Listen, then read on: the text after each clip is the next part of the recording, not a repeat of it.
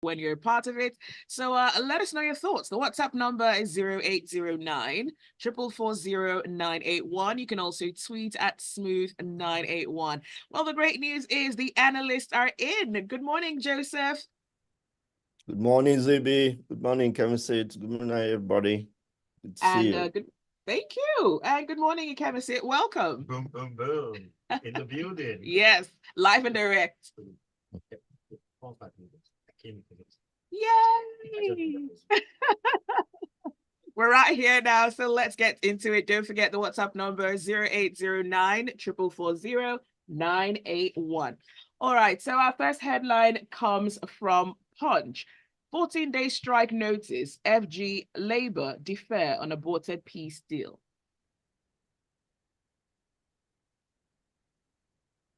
Okay. Well, it's an old song. We've been singing this song. The Labour has been always repeating this. I don't see that there's anything new they've said here, except that they feel that the federal government has not fulfilled its part of the 16-point agreement they made last year.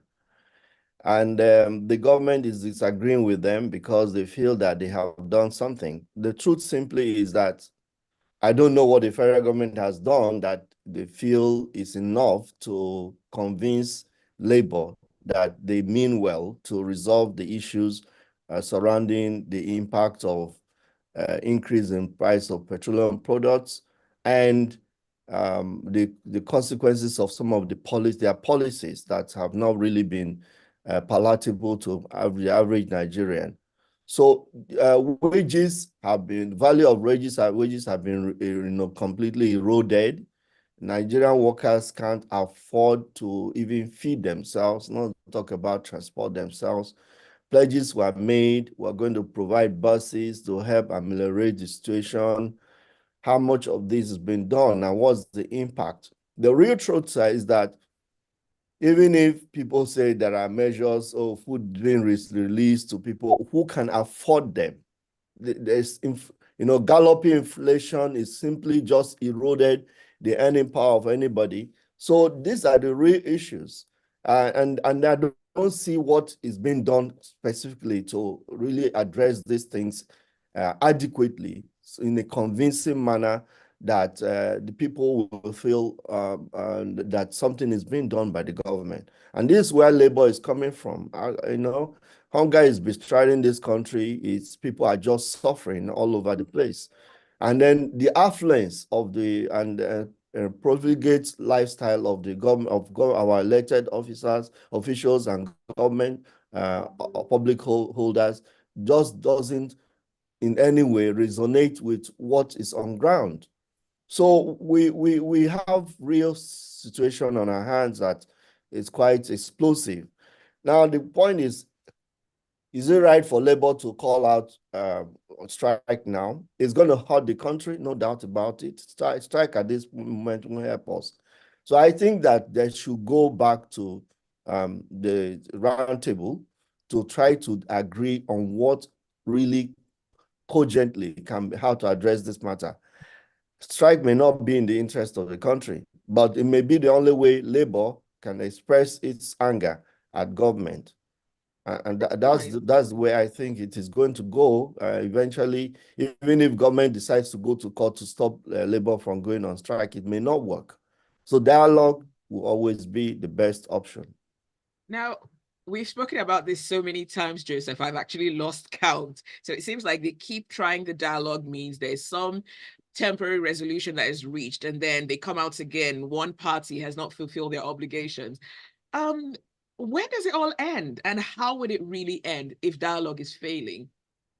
It's actually the answer lies in change of attitude of our public office holders and being pragmatic about solving problems. So people shouldn't just throw. Okay, Ikemesit, do you want to add to that?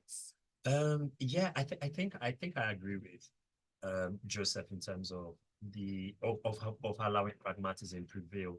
I do understand Labour's apprehensions, though. Disagreements with the federal government was signed in, I think, September or thereabouts.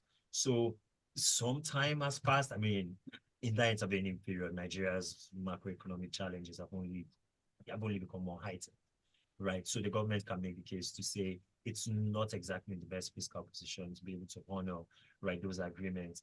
The counter argument to that is, why agree to do something that you're probably not going to be in a good position in the near term, right, to fulfill? In the end, though, I think that an industrial action will just wreak an unnecessary amount of economic pain, right, on Nigerians. We are talking about, you're dealing with high inflation. There is a nascent fuel scarcity that very few people have been able to explain appropriately going on right now.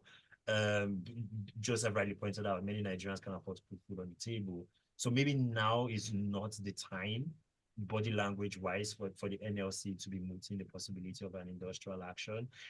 NLC industrial actions on the whole, year on year, pretty much since the 1990s, have become decreasingly effective in terms of participation. So there's also the argument to be made that these may not have the sort of wide-ranging economic effect that a typical strike or industrial action would, but sort of fingers crossed. All right, thank you for that, Ikemesit. Let's move on to the next headline. The House of Representatives has resolved to probe alleged certificate racketeering by Nigerian students in collusion with officials of MDAs. And this is coming from Vanguard. Yeah, so basically, the House of Representatives, the responsible committee that's on this, I think it's the Committee on Education, basically said, as a follow-up from a very blockbuster investigation, that a really young, brilliant Nigerian journalist, Umar Audu, who I know personally and is absolutely committed to telling amazing stories, right, did where he obtained 2 university degrees, one from a university in the Republic of Benin and another one from Togo in under 2 months. And he was able to sign up for the NYSC, right, as a result. And that just went viral. And lots of people have been trying to understand what's going on. So basically, what the federal lawmaker in this case, right, Fulata, was saying is that some federal ministries, departments, and agencies are sort of willing to just let people basically just go through the system without authenticating degrees. And so now, typically, if you are a holder of a degree from a foreign university and you are applying for any sort of employment in Nigeria, your degree has to be authenticated. Now, depending on the country where you got the degree from, the authentication process really doesn't take time, right? If you got a degree from most places in the UK or the US, for example, this is a little more than a formality. But what the National Universities Commission, right, has been doing, and they've actually been doing this for a while, and actually have some facts on this, right, is they've been consistently figuring out what the standard and quality of instruction is in foreign universities, and they're making recommendations of which university degrees, sometimes some specific institutions, in many other times from whole countries, Nigeria will recognize or Nigeria would not recognize. I think right now, Benin, Togo, in the aftermath of that investigation, they were banned, and Kenya, Uganda is also on the restriction list. If you have a degree from a French-speaking institution or an institution where French was used as a medium of instruction in Niger, right now, Nigeria is not going to recognize it. So there are some UK and US universities, right, that are on the NUC's ban list. And you can go the mushroom kind. No, of course, precisely. Right. Yeah, definitely. Right.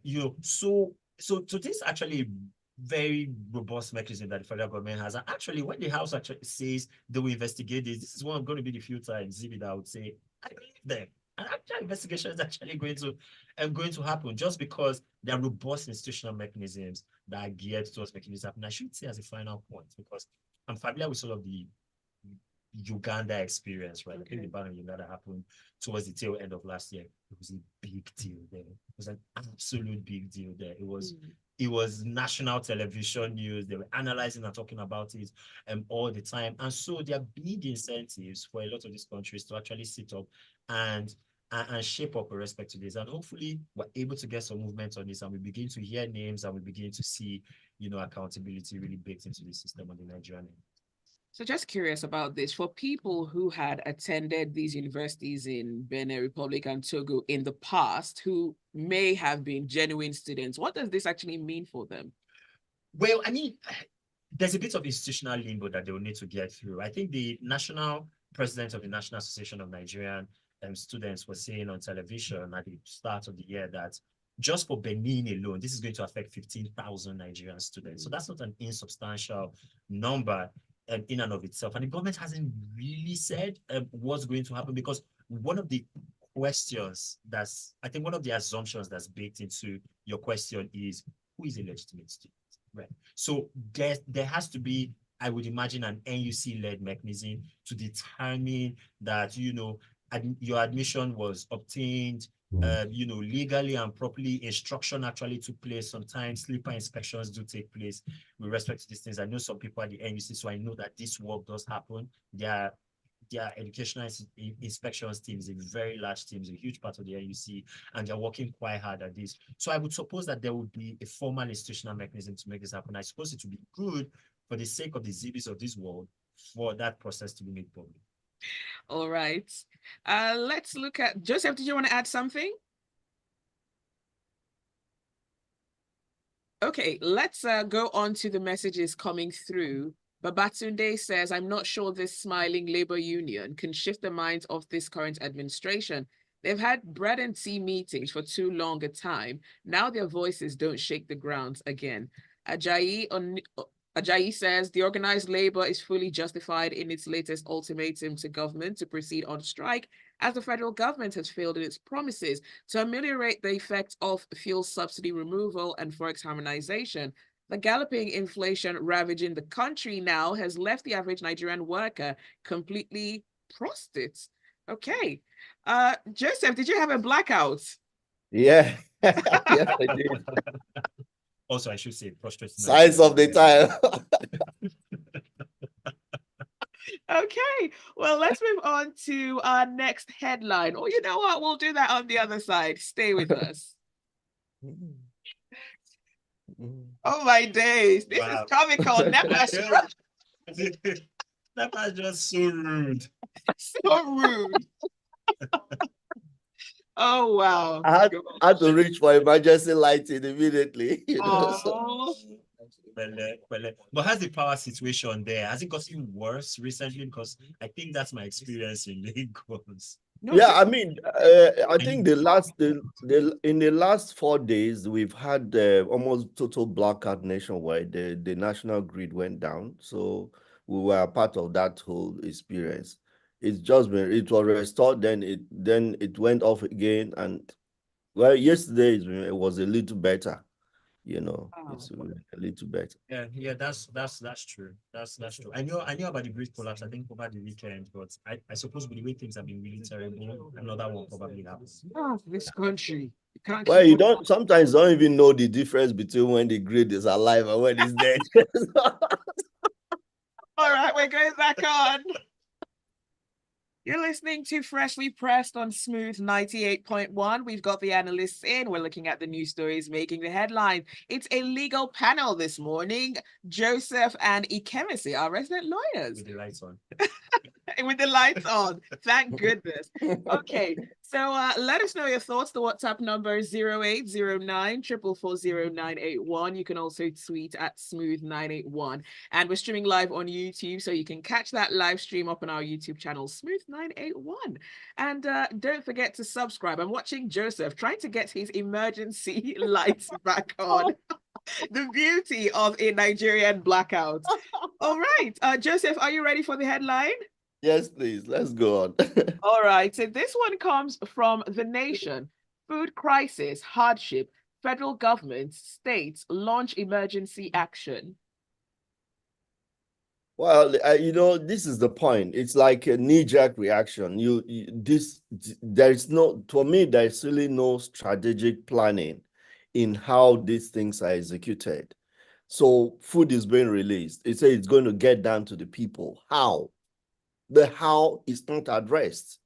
So are we going to have packages of food being delivered to households? To who? How do you identify who needs it? Or is it going to be in the open market? Government truck will go to a marketplace and people can queue up and buy at a lower price.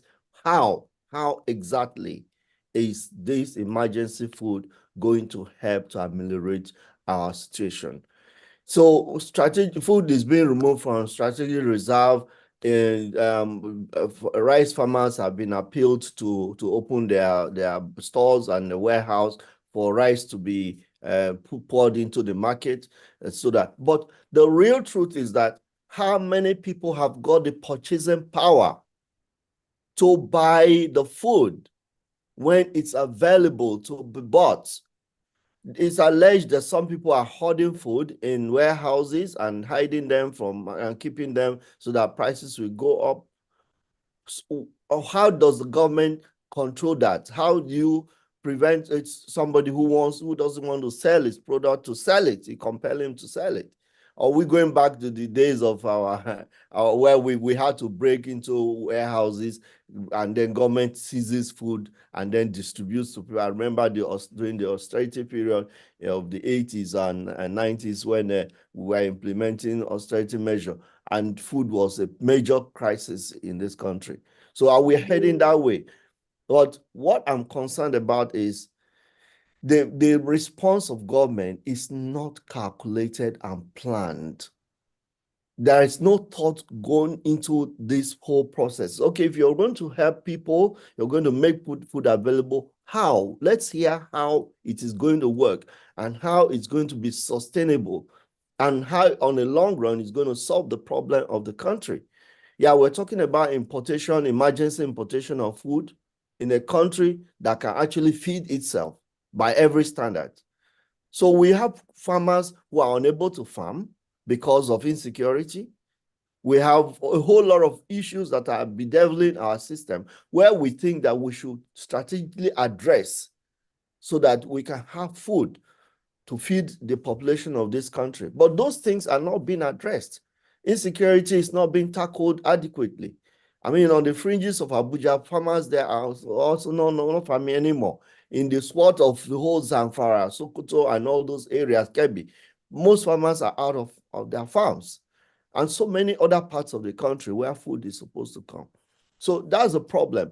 Even where the food is available, the cost of transporting the food to the markets is enormous because of the increase in petroleum prices. So there are a whole lot of issues. It's multifaceted and they have to be addressed holistically before you can see results. But so when you do knee-jerk reactions in the manner in which we see, then it's a problem because it's chaotic. It's bound to be chaotic and may not really solve the problem. Thank you, Joseph. No, I'm just here to aggressively nod my head in agreement. Yeah, 100%. Okay, let's see what messages we have coming through. Joseph says, honestly, from where I stand, I've never seen a government so confused and full of propaganda. Is releasing grains and importing food a solution? Why is it so difficult to just open up the borders, improve the internal security that affects farmers rather than the first aid approach? And Anthony says, here we go again. Fire brigade approach to everything, dollar intervention, food intervention. Is it not time for the government to declare a state of emergency on the agricultural sector of our economy? Farmers can't go to their farms, and the government seems to turn blind Can I eyes. just say, all the Josephs this morning are making absolute sense. It's a good day to be Joseph. I know. Yeah. All right, let's move on to Punch. Funds allocation, reps to hold security agencies accountable. Yeah, so basically what this federal lawmaker, right, said is that the security, well, he didn't say this. I'm just inserting this as context, right? The security allocation of the national budget has increased every year since 2014, right? That is a very, very big deal. And basically what this lawmaker is saying is that one of the key parts of this particular house, the 10th House's legislative agenda, would be to ensure that security agencies are held accountable for every fund allocated to them to fight insecurity and insurgency. We've recently received the delivery of a couple of attacking helicopters, for example. I know that we have outstanding orders for other sorts of military hardware and gadgetry, right? What federal lawmakers, and I think rightly so, and I can't believe that on this beautiful, lovely Friday morning, I'm agreeing 100% with federal lawmakers. There's something in the air. First Joseph's, now lawmakers. Very unusual. Very highly unusual, right? But what they're basically saying is for all of this resourcing, there has to be an end product. And if there's a significant mismatch, as there is right now, between the security of the lives and properties of Nigerians and the amount of resources that we spend, right, in funding security agencies, there has to be accountability, right, for it. Someone was telling me, an old friend was telling me last night about I don't know if this is public yet, to be very honest. I didn't fact check, but he told me about how a senior military, don't worry, I'll anonymize as much as possible, about how a senior military officer is either in trouble or is about to be in trouble because a couple of months after he was appointed, a couple $100 million was unaccounted for, right? So you have a situation right now where it's a very, very good time to be at some of the highest points of our security leadership, but it's a terrible time to just be a regular Nigerian out there on the street, fending for your family, going to school, going to work, going to the mosque, going to church, as it were, and someone has to be held accountable for that. So I'm up for it. What the shape and the form and the modalities of such legislative accountability would be, apart from committee hearings or maybe babbling in the media, is unknown to me right now. He wasn't quite clear on what the strategy for that advocacy from the National Assembly's end would be.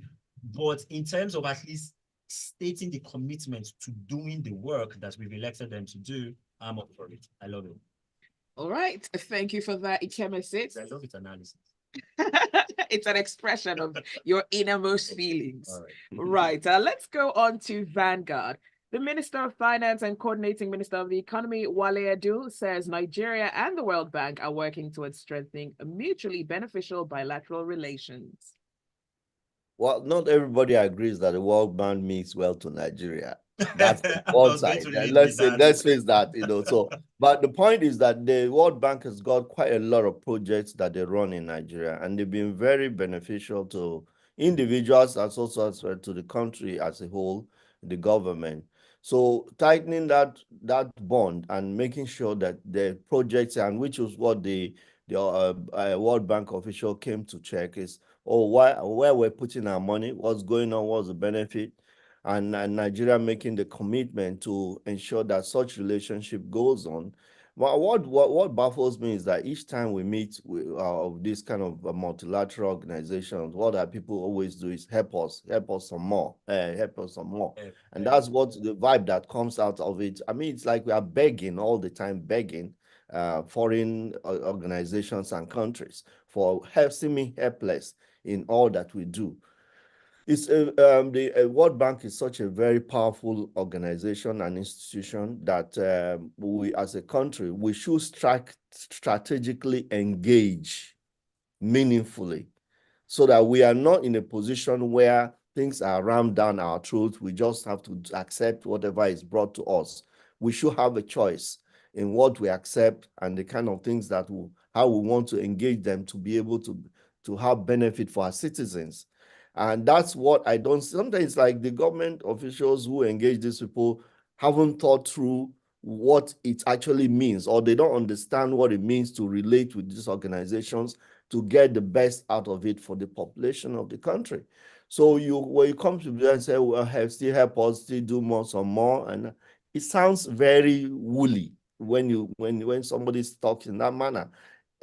So if you have a specific aspect you need addressed, then we expect you state this is what your project is, or even a critique of the projects that are being done would make more sense in the public who are listening to you when you're engaging for foreign and multilateral organizations like the World Bank.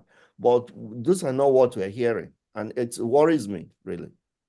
You need cerebral politicians and policy-minded leaders, right, in order to offer informed and balanced critics. And that's the vast majority of Nigerian politicians, with all due respect. And when lawyers say with all due respect, what follows. And they're not that, right? I should say so. One very, very quick point. I know one of the good things, for example, that the World Bank is doing in Nigeria is that they're encouraging states to pair financial accountability. So yes. releasing budget implementation reports to them having access to special funds that are given to them. Transparency drive, yes. Exactly, right. And a lot of the states are actually complying with that. We see this in our work and in our research, where we've seen an exponential increase in the number of state implementation budgets that we can find online, that we can find on state government websites because of that World Bank incentivization. So there's still a lot of good work, like you rightly said, Joseph, that the World Bank can do in this environment. We just need, the supporting architecture on our own end, on the political end, in order to enhance what they're seeking to do in this part. All right, from The Guardian, CSO appeals to lawmakers against arming citizens. Yeah, so there's a bill right now before the National Assembly. Very is boneheaded, fair for okay, well, something close to boneheaded bill before the National Assembly right now, where basically, and who is the person that actually pushed this? Senator Ned Nwoko, right, yes. from Delta State. Yeah. Basically, who is a lawyer, I believe. Yes, one of your colleagues. He is, but don't say that out loud. Point is, he said that the federal government should allow anybody basically pick up arms and defend themselves as a solution to the security problem, which one means he's admitting that the government has categorically and unmitigatedly failed in protecting the lives and properties of Nigerians. But secondly, and more importantly, also doesn't take cognizance of the fact that there are already a lot of small arms, the vast majority of them illegal, which are already circulating in the country, right? This particular CSO coalition quoted data from a Swiss-based NGO. We've done work for Global Rights, another Nigerian NGO, that basically showed, and the numbers are largely on the money, 6+ million arms are circulating, right, in this country, in hands and arms that are not the military or the police. And that's very, very concerning. It's uncomfortably easy for you to acquire a firearm. I can get you right now, within 3 working days, a firearm in this country for less than what it costs for an average location to spend on transportation in a month. It's not that expensive. And so the fact that you have federal lawmakers saying this, and the CSOs are actually right to, to scream and wail about this, is very concerning, because, the vast majority of people may use arms responsibly, but look at the United States and look at other countries that are very proudly gun-toting societies and cultures, to see that you only need a modicum, not many people, but you only need a modicum of people to use these things in an irresponsible manner in order to exacerbate and not actually solve or address the problem. Wow. Zibby, I'm leaving you very excited. No, I like it. But when it comes to this story, it just really makes you wonder, like, where are we going? You don't need to be a lawmaker to basically have what I would describe as, a fair knowledge of what is happening in the country with regards to insecurity. So arming people who are desperate, who are starving, it's a recipe for disaster. Yeah, I know where we're going. We're going down the barrel of a gun.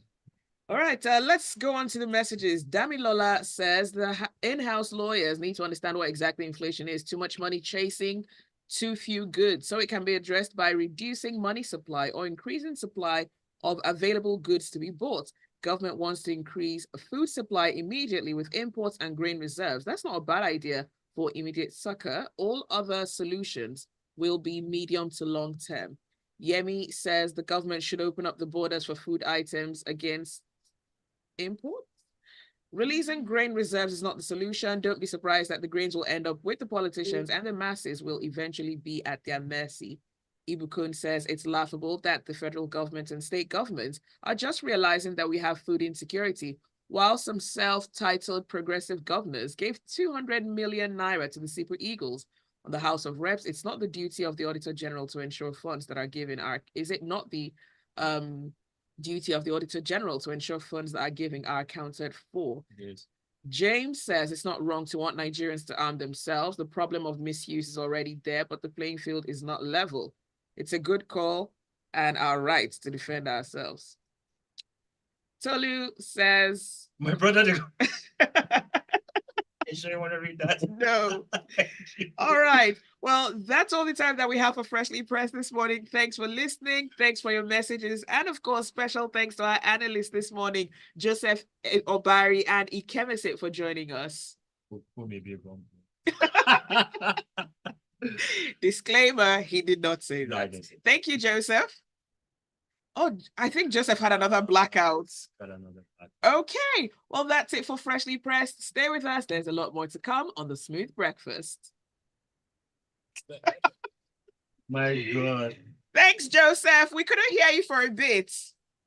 Yeah, I've been because of the power situation, Oh, my right, network right. is Okay. I've been switching networks and all that. So All right, right. Okay, we're done now. Thank you so Good to see you, much. Joseph. Have apologies. Yeah. Have a Thanks so good much. Have a weekend. wonderful Bye. weekend. Yeah. Thank you Thanks. so much. you. Bye.